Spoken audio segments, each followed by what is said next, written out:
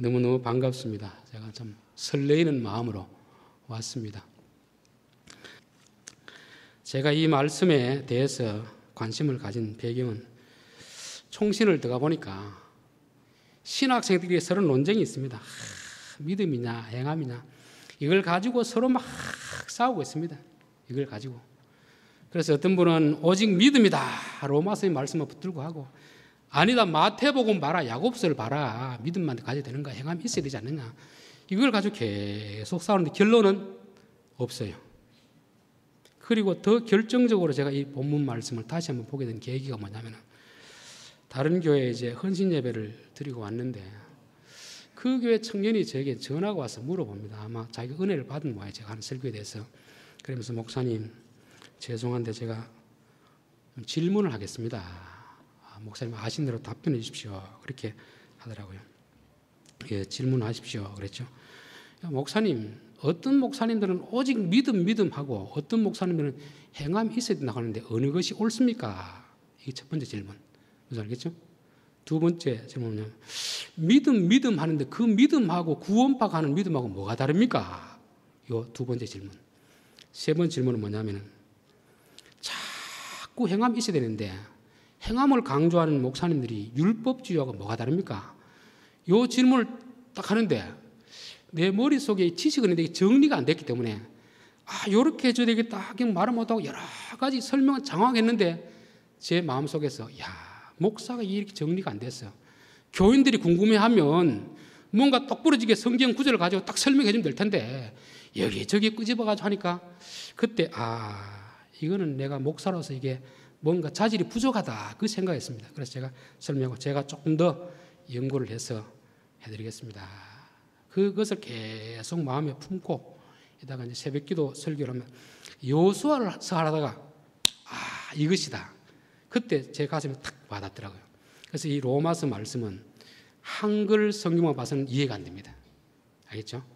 그래서 헬라어 성경을 보고 설명을 해야 되는데, 그래서 여러분 자랑하는 게 아니고 저도 잘 모릅니다. 그런데 이제 어떤 부분은 엑스레이 찍으면 되지만 어떤 부분은 MRI가 필요하듯이 성경의 어떤 부분은 우리가 그냥 한글 성경으로 봐도 되는 부분이 한 90%입니다. 90% 이상은 그냥 한글 성경 봐도 되는 부분이 있고, 어떤 부분은 영어 성경을 봐야 되고 어떤 부분은 헬라 성경을 봐야 되는 그런 부분이 있습니다. 왜 이러냐 하면은 이 의미를 제가 깨달은 걸 여러분 설명해 드리려고 그렇게 읽습니다. 자, 일단 이 본문을 이해하기 위해서 일단 제일 중요한 게 단어를 아는 게 제일 중요합니다. 그렇죠? 단어를 알고 그 다음에 문맥을 알아야 이해가 되는 것입니다. 자, 오늘 여기서 나오는 단어 중에서 여러분 모르는 단어 있습니까? 아니 헬라어로 말고 한글로 했을 때 다 아는 단어입니까? 모르는 단어입니까? 다 아는 단어죠. 우리가 이제 알아도 바로 아는 거하고 내 생각으로 아는 건 다릅니다. 복음 아는 단어죠. 의라는 단어 압니까 모릅니까? 믿음이라는 단어 압니까 모릅니까? 안다고 생각하잖아 그렇죠. 자, 복음이 뭘까요? 복음이 뭘까? 어떤 분들은 기쁜 소식, 그거는 사전적 의미입니다. 사전적 의미. 그래서 어떤 분들은 예수님이 나를 위해서 돌아가시고 부활하셨다. 여기 복음이라는데 그건 복음의 내용입니다. 내용. 여기서 사도 바울이 말하고자 하는 복음은 뭐냐면은 구원에 이르는 길, 수단, 방법을 지금 말하고 있습니다. 자, 우리가 여기서 일본 가려고 하면은 비행기를 타고 가든지 배를 타고 가든지 수영을 하든지 셋 중에 하나입니다. 그렇죠? 수영으로 가는 건 불가능하겠죠. 이런 길, 사람들은 복음을 통해서 구원에 이르기도 하고 또 하나는 뭐겠습니까? 복음이 아니면 다른 무엇입니까? 율법이라고 생각하기 쉬운데 로마서는 계속 법 나오는데 우리 흔히 율법과 복음을 반대로 이렇게 생각하는 게 아니라 반대, 대치되는 거예요. 율법과 복음은 결코 반대되는 게 아닙니다. 같은 길을 가는 거예요. 율법을 통해서 우리가 복음에 이르게 되는 것입니다. 율법을 통해서 우리가 죄인을 깨달아야 그 다음에 뭐합니까? 복음을 붙들게 되잖아요. 그렇죠? 그래서 사도 바울이 말하는 이 부정적으로 말하는 율법이라는 것은 율법주의를 말하는 거예요. 율법주의. 아시겠죠? 율법주의는 뭐냐면 내 스스로 내 힘을 가지고 구원에 이르려 하는 모든 행동을 율법주의를 한다. 그럼 복음은 뭐겠습니까? 내 힘이 아니고 예수님의 능력을 의지하여서 이루는 것을 복음이라는 것입니다. 그래서 이 복음과 율법주의를 우리가 이제 알아야 되는 것이고, 그 다음 알아야 되는 게 뭐냐면 의라는 단어가 뭘까? 의를 알아야 되는 거죠. 우리는 뭐 착한 일 이렇게 생각하는데 성경이 말하는 의와 우리가 생각하는 의는 다릅니다. 그가 와서 죄에 대하여, 의에 대하여, 심판에 대하여 세상을 책망하시리라. 여기 책망하시리라는 것은 엘랭크세라는 말인데, 이 번역을 그냥 책망한다니까 죄에 대해서 책망하는 건 이해가 되는데 의에 대해서 책망한다고 하니까 조금 안 맞겠잖아, 그렇죠? 원래 이 뜻은 잘못된 것을 드러내어서 바로 잡아준다, 이런 뜻이 있습니다. 그 말은 뭐냐면 죄에 대한 생각이 사람들이 잘못되어 있는 것이고, 의에 대한 생각이 잘못되어 있는 것이고, 심판에 대한 생각이 잘못되어 있다는 것입니다. 그렇죠? 우리는 죄라든지 의라든지 자꾸 이를 말하면 내가 무슨 짓을 했느냐, 도둑질을 했느냐, 살인을 했느냐, 간음을 했느냐, 자꾸 이걸 죄라고 생각합니다. 그렇겠죠? 이거는 죄로 드러난 하나의 결과일 뿐입니다. 성경이 말하는 그 죄는 그것이 아니라는 것입니다. 성경이 말하는 죄, 의는 철저하게 관계입니다. 관계 속에서 죄가 되기도 하고 의가 되기도 하는 것입니다. 여러분, 기생 라합이 정탐꾼들을 숨겨주고 군인들이 왔을 때 거짓말했잖아요. 그러면 그 여리고성 주민으로 볼 땐 이 여자는 뭐가 됩니까?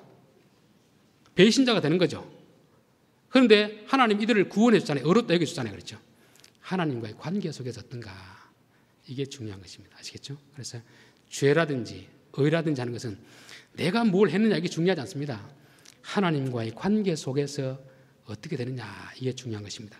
그래서 죄에 대해서라 하면 저희가 나를 믿지 아니하며, 누구를? 예수님을 믿지 않는 게 죄라는 것입니다. 알겠죠? 여러분, 예수님 믿습니까? 이 말씀이 지금 다락방 설교라고 해서 예수님이 죽기 전에 모여있는 제자들에게 하신 말씀입니다. 제자들은 예수님을 믿는 사람입니까? 안 믿는 사람입니까? 믿는 사람에게 이 말씀 한다는 것은 제자들이 예수님을 믿는다는 말입니까? 안 믿는다는 말입니까? 믿기는 믿는데 제대로 안 믿는다는 말이죠. 예수님을 믿는다는 말은 예수님이 나를 위해 돌아가셨다, 이 사실을 인정하는 게 아니고 예수님이 정말 내 인생의 주인이다, 이걸 믿는 것입니다. 예수님 안 믿는 사람은 누구를 믿습니까? 자기를 믿습니다. 자기를 믿는 사람들이에요. 성경이 말하는 죄는 뭘 했느냐 안 했느냐가 아닙니다. 내가 정말 예수님을 믿느냐 안 믿느냐, 예수님을 내 인생의 주인으로 모시느냐, 이걸 말하는 것입니다. 그래서 의에 대하여 하면 내가 아버지께로 가나니 너희가 나를 보지 못하리라. 의는 뭘 행하는 게 아니고 아버지께 가는 것은 아버지가 맡기신 것을 다 완수하고 간다는 말입니다. 관계 속에서. 그러니까 의로운 분은 오직 예수님만이 의로운 분이고 우리는 그 의를 이룰 수가 없습니다. 그런데 사람들은 자꾸 뭘 지켜가지고 자기가 의로워지려고 하는데 이게 율법주의인 것이고 이게 죄입니다. 죄, 알겠죠? 그래서 의는 누구만? 예수님만이 자기를 죽여서 이룰 수 있는 것이 의인 것입니다. 사람은 아무도 이 의를 이룰 수 없습니다. 그런데 예수님이 가면 우리는 어떻게 한단 말이냐? 예수님이 가면 누가 오죠?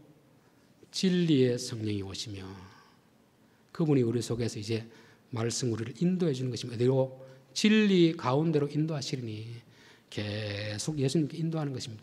그래서 의라는 것은 우리가 스스로 뭘 했어야 하는 게 아니고 예수님을 주인으로 모신 자들이 성령의 인도를 따라 살아갈 때 의롭다 여겨주는 것을 지금 말씀하고 있습니다. 심판에 대해서라며 세상 임금이 심판을 받았습니다. 이 세상 임금이 1차적으로는 사단 마귀를 말하지만 더 중요한 것은 우리 자신이 임금입니다. 임금. 여러분 집에 가면 다 임금 노릇 합니까 안 합니까? 가정에서 임금 노릇 합니까 안 합니까? 가장들이. 요즘은 더 가장이 아니고 부인들이 다 임금 노릇 하죠. 마음대로 하잖아요. 그게 지금 세상 임금입니다. 임금. 가정에서 누가 주인이 되죠? 예수님, 하나님이 주인 되는 것입니다. 내가 가장이라고 주인 되는 게 아니고 교회에서도 보면 어떤 분들이 주인 노릇 하는 사람이 있습니다. 그 사람이 예수님 안 믿는 사람입니다. 그렇잖아요. 예수님 믿는 사람은 예수님을 주인으로 모시고 사는 거예요. 그래서 우리 교회에서는 이걸 훈련하는 것입니다. 가정에서도 돈이 주인 되지 않고 내가 주인 되지 않고 예수님이 주인 되도록 하는 게 이게 이제 의라고 성경은 우리에게 말씀하고 있습니다. 자, 그렇다면 믿음은 뭐겠습니까? 믿음. 자, 이제 복음을 뭔지 알았습니다. 그렇죠? 죄가 뭔지 알았죠? 죄는 뭐였습니까? 예수님을 주인으로 믿지 않고 나를 주인으로 생각하는 게 이게 죄입니다. 죄. 그렇죠? 의도 내 스스로 뭔가 이루려고 하는 이게 죄입니다. 우리 스스로는 의를 이룰 수 없어요. 의로우신 예수님을 따라가는 거예요. 믿고 따라가면 그분이 의롭다고 여겨지는 것입니다. 그래서 믿음이라는 것은 뭐냐면 아까 believe in이라고 했죠. 그렇죠? 그분 속으로 내가 들어가서 하나가 되는 것입니다. 그래서 이 원어로 보면은 예수님과 내가 하나 되게 딱 묶는다. 이런 의미가 믿음이라는 것입니다. 알겠죠? 근데 이 믿음이라는 것은 더 이상 나는 주인이 아닙니다. 내 뜻대로 살지 않겠습니다. 예수님이 나의 주인입니다. 이제부터 예수님을 따라가겠습니다. 이게 믿음입니다. 아시겠죠? 예수님을 안 따라가고 지식적으로 알고 하는 건 이거는 귀신들이 믿는 믿음이고 구원에 이르지 못하는 그런 믿음이라는 것입니다. 그래서 여기서까지 이제 죄가 뭔지, 의가 뭔지, 믿음이 뭔지 여기까지 이제 이해가 되었으면 이제 요 구절의 반, 한 3분의 1 이해된 것입니다. 자, 그 다음에 있는 내용이 뭐죠? 그 다음에 내용이 자, 우리 복음에는 하나님의 의가 나타나서 믿음에 이르게 하나니, 믿음에 이르게 하나니. 이제 요거를 알고 그 다음에 오직 의인은 믿음으로 말미암아 살리라 이렇게 되어 있습니다. 자, 요 구절에서 이제 단어는 어느 정도 다 이해했습니다. 그렇죠? 단어는 다 이해하셨죠? 그 다음에 이제 구절을 이해해야 되는데 믿음에서 믿음에 이르게 하나니 요거를 이제 이해해야 됩니다. 믿음에서 믿음에 이르게 하나니. 근데 요 믿음에서 믿음에 이르게 한다는 건 누가 한다는 거죠? 누가 한다는 겁니까? 내가 한다는 말입니까? 하나님이 한다는 말입니까? 예? 하나님이 그렇게 하시겠다는 말입니다. 알겠죠? 하나님이 그렇게 하시겠다는 말이고 기록된 바 오직 의인은 믿음으로 말미암아 살리라 되겠습니다. 3페이지 넘겨보십시오. 한 페이지. 예. 에크, 요거는 보이죠? 글씨. 에크, 피스테오스, 에이스, 피스틴. 에크라는 말은 뭐로부터 시작된다. 뭐뭐 하는 소유한다. 이런 소유격이고 에이스라는 것은 PA는 목적격입니다. 목적격. 어떤 지점에 다다른다는 것입니다. 그러니까 우리의 구원이라는 것은 믿음을 소유함으로 시작해서 어떤 믿음의 자리에 이르게 누가 한다는 겁니까? 하나님이 하는 것이고 하나님이 의가 그렇게 해 나간다는 것을 말씀하는 거죠. 그래서 구원받은 사람은 그냥 있는 게 아니고 하나님이 우리를 구원해서 이렇게 어떻게 이루어 간다는 걸 말하고 있습니다. 그래서 이 앞에 피스테오는 시작하는 믿음이고 뒤에 피스티는 완성하는 믿음이다. 이거를 이제 성령의 열매라 하기도 하고 야고보서를 보면은 행함이다 말하는 것입니다. 히브리서 보면 되겠네요. 믿음의 주요 온전하게 하시는 이인 예수를 바라보자 이 말에 믿음의 주요 이 말은 주라는 말은 우리가 말하는 주 이게 아니고 아르케는 시작 믿음의 시작이 되게 하시는 그분이고 온전케 하는 텔로스란 말은 마침이다 마침. 근데 이제 요한계시는 나는 알파와 오메가요 처음과 시작이요 나중에 이래 되는데 요 마지막이라는 표현이 그렇게 좋은 건 아닙니다. 완성시킨다, 온전케 한다 이 말입니다. 우리가 아이가 태어나면 자라가야 되잖아요, 그렇죠? 예수 믿는 사람이 믿음으로 구원을 받았으면 어떻게 됩니까?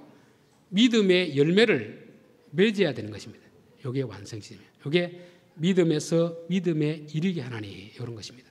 근데 이거를 이제 성경에 보면 어떻게 되냐면은 이 문제 때문에 로마서와 야고보서가 있는 것입니다. 알겠죠? 로마서는 뭘 강조합니까? 믿음을 강조하죠. 야고보서는 뭘 강조합니까? 행함이 아닙니다. 바른 믿음에 따른 결과를 말하는 것입니다. 행함이 없는 믿음은 죽은 것인데 이 말은 행함을 말하는 게 아니고 진짜 열매 맺는 믿음이 뭔가를 말하는 것이 야고보서입니다. 그러니까 똑같은 믿음을 말하는데 로마서는 시작하는 믿음을 말하는 것이고 야고보서는 열매 맺는 믿음을 말하는 것입니다. 시작과 완성된 그거를 지금 말씀하는 거죠. 자, 창세기 15장 6절에 보면 아브라함이 여호와를 믿으니 여호와께서 이를 그의 공의 의로 여기시고 요 믿음은 에크피스테오스겠죠. 시작하는 믿음, 그렇죠? 시작하는 믿음, 그걸 말하는 것입니다. 야고보서는 뭘 말하냐면 오직 우리 조상 아브라함이 그 아들 이삭을 제단에 바칠 때 행함으로 어렵다 하심을 받은 것이 아니냐. 근데 번역이 자꾸 행함을 하니까 오해가 생기는데 행함이 아니고 에이스 피스틴, 하나님이 아브라함을 불러서 믿음으로 믿음의 길을 시작해 하시고 그 완성된 온전케 된 믿음이 뭐냐면은 아들을 하나님께 바칠 수 있는, 그러니까 믿음도 여러분 다 종류가 다르잖아요. 그렇죠? 여러분이 저를 믿을 때 밥 한 끼 사주는 사람이 있고, 제가 돈을 100만 원 빌려고 100만 원 빌려준 사람이 있고, 1000만 원 빌려달라고 1000만 원 빌려주는 그런 사람이 있잖아요. 믿음이 다 다르잖아요. 그렇죠? 그럼 처음 믿음은 겨우 그냥 걸음마 수준의 그 믿음입니다. 근데 온전케 텔로스 된 믿음은 뭐냐면은 가장 소중한 자식을 달라고 해도 당신을 들을 수 있습니다. 이게 에이스 피스틴입니다. 이걸 누가 한다는 겁니까? 예? 하나님이 하신다는 것입니다. 시간이 조금 됐는데 맞았다 하겠습니다. 에크 피스테오스 제셔타에 믿음으로 말미암아 살리라 이렇게 되는데 그 앞에 분 제가 봤더니요. 그 믿음에서 믿음에 이르게 하나니 그다음에 카도스 그리고 요 말씀과 뒤에 말씀은 같다 요 말입니다. 무슨 말이겠죠? 믿음에서 믿음에 이르게 한다는 요 말씀과 오직 의인은 믿음으로 말미암아 살리라 요 말씀은 같은 말이다. A와 B는 같다 요 말입니다. A는 누가 하는 일? 하나님이 하시는 일. B는 누가 해야 되는 일? 우리가 해야 되는 일입니다. 동전의 양면과 같은. 우리 요걸 모르니까 자꾸 한쪽으로 자꾸 치우치는데 요 말씀이나 요 말씀 다 같은 뜻입니다. 아시겠죠? 단지 역할 쪽에서 하나님이 하시느냐 사람이 하느냐 그 차이가 있는 것입니다. 또 우리가 자꾸 오해하는 것이 오직 믿음으로 말미암아 살리라 이렇게 됐으니까 요 작은 구절에서 이걸 자꾸 나눕니다. 오직 믿음, 자꾸 오직 믿음. 또 살리라 자꾸 나누는 것입니다. 이 자꾸 나누는 건 좋지 않아요. 그렇죠? 오직 믿음이라는 거, 여기서 오직이라는 것은 단지 only가 아니고 but 그러나입니다. 그러나. 그렇죠? 믿음으로 말미암아 살리라. 요 믿음으로 말미암아가 에크 피스테오스. 믿음에 가진 시작점, 그 믿음을 가지고 살아가는 것입니다. 그럼 여러분 믿음으로 말미암아 살리라 요 두 단어 중에서 믿음으로가 중요하겠습니까? 살리라가 중요하겠습니까? 장로교는 믿음만 강조하는 것입니다. 감리교는 살리라만 강조하는 것입니다. 이걸 자꾸 나누는 건 안 좋거든요. 믿음으로 말미암아 살리라. 결국 삶을 위해서 믿음이 필요한 거잖아요. 그렇죠? 우리가 신앙 생활이라고 하잖아요. 그렇죠? 그런 신앙과 생활은 떨어지는 겁니까? 안 떨어지는 겁니까? 신앙 생활은 떨어지는 하나. 사는데 뭘로 사느냐? 믿음으로 사는 사람이 있고 육신의 욕망으로 사는 사람이 있습니다. 저는 여러분의 삶이 믿음으로 사는 삶이 되기를 바랍니다. 가인은 제사를 드린 하나님 안 받았습니다. 아벨은 받았습니다. 그 이유를 히브리서는 아벨은 믿음으로 드렸다. 그럼 가인은 믿음으로 안 드렸단 말입니다. 다른 동기로 드렸다는 거죠. 우리가 뭘 하느냐 안 하는 게 중요한 게 아니고 이제는 믿음으로 말미암아 살아야 되는 것입니다. 여기까지가 이제 3분의 2를 했습니다. 제일 중요한 건 사실 이 마지막 구분이거든요. 살리라 이 말씀인데 제가 이제 문법을 조금 설명해 줘야 이제 됩니다. 문법을 좀 설명해야 되는데 여러분 그 살리라는 단어 밑에고 영어 VIFM 보입니까? 보여요? 예. 요 M이 뭐냐면은 중간태라. 영어 하시는 분들은 이제 수동태, 능동태는 압니다. 그렇죠? 중간태는 말은 뭔지 몰라요. 왜냐하면 영어에는 중간태가 없습니다. 히브리어, 헬라어에는 중간태가 있습니다. 저는 이걸 깨닫고 나서 가슴을 쳤습니다. 그래, 신앙은 중간태다. 오직 의인은 믿음으로 말미암아 사는 것이 중간태다는 것입니다. 자, 그러면 중간태가 뭔지를 설명을 드리겠습니다. 수동태는 뭡니까? 수동태는 남이 시켜서 하는 것입니다. 남이 시켜서 하는 것을 수동태라 하는 것입니다. 능동태는 뭐죠? 내가 알아서 내가 하고 싶어서 하는 것입니다. 내가 하고 싶어서. 그럼 중간태는 뭐겠습니까?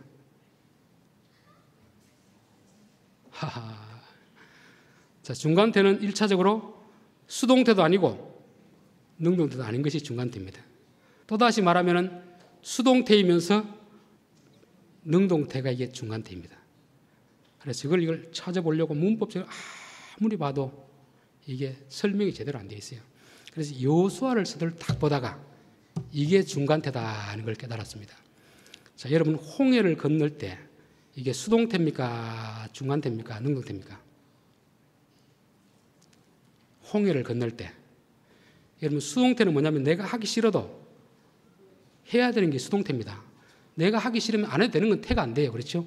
누가 시키는데 안 해도 되는 건 태가 안 됩니다. 사장님이 뭔가 일하고 시키면 안 하면 내가 불이익을 받게 되면 하는 거예요. 그렇겠죠? 홍해를 건널 때는 건너지 않을 수 있습니까? 건너야 됩니까? 갈라놓고 뒤에서 누가 굳히죠? 애국 군대가 굳히니까 안 가면 죽습니다. 이래 주거나 저래 주거나 마찬가지예요. 요단강을 건널 때는 수동태가 아닙니다. 광야에 남아 있어도 되고 가도 되고 후치는 사람도 없습니다. 하나님이 가라고 명령을 하는데 가도 되고 안 가도 되고 그러나 내가 가는 게 이게 중간태인 것입니다. 우리는 흔히 이제 성경을 보면서 신앙은 자발적으로 하면 되겠지 싶어 능동태로 생각하는데 능동태는 아닙니다. 유대인들의 능동태 신앙입니다. 바리새인들의 능동태 신앙입니다. 하나님이 말씀하지 않는데 자기가 그냥 막 가는 것입니다. 자기가 가는 거예요.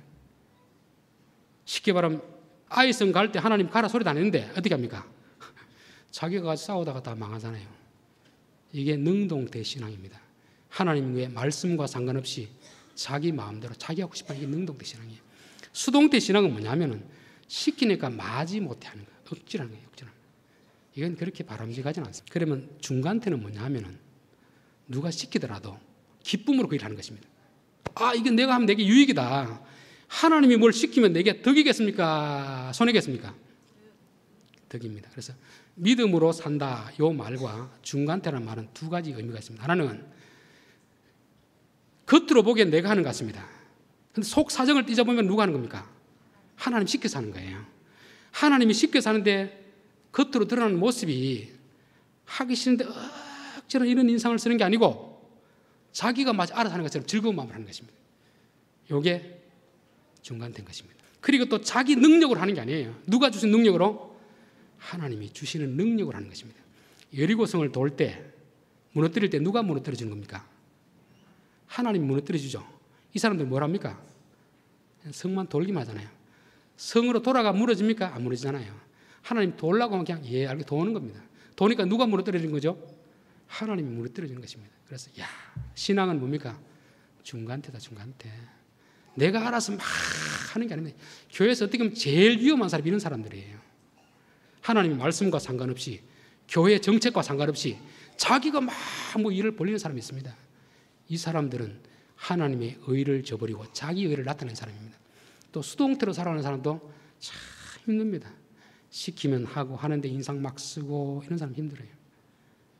제일 좋은 신앙은 하나님이 가라시면 기쁨으로 가는 것입니다. 하고 싶어도 하나님이 막으시면 딱 멈춰서는 것입니다. 그래서 남들이 볼 때는 이 사람이 자기가 다 하는 것 같아요. 그래서 속 내면을 봤을 때는 누가 하는 겁니까? 지금 누가 우리를 시키고 있습니까? 내 안에서 예수님이 나를 지금 지도하고 있잖아요. 그 지도에 대해서 내가 빠지지 않고 기쁨으로 나아가는 것입니다. 교회에서 어떤 목사님이라도 시키면 하기 싫어도 어떻게? 기쁨으로 쫙 하는 것입니다. 이게 중간태 신앙입니다. 아시겠죠? 제가 오늘 전하고 싶은 핵심은 이겁니다. 이거. 신앙은 중간태다. 여러분 마음대로 막 하고 싶다고 하는 게 아니고 성령이 내게 감동 주시면 그냥 순종하면 되는 것입니다. 교회에서 어떤 일을 맡기면 하기 싫어 하는 게 아니고 기쁨으로 하면 되는 것입니다. 우리의 신앙은 항상 중간태 신앙. 내가 하는 것 같은 사실 내가 하는 게 아니고 내 안에 예수님이 말씀으로 성령으로 감동 주시면 우리는 기쁜 마음으로 하는 것이 그게 바로 중간태 신앙입니다.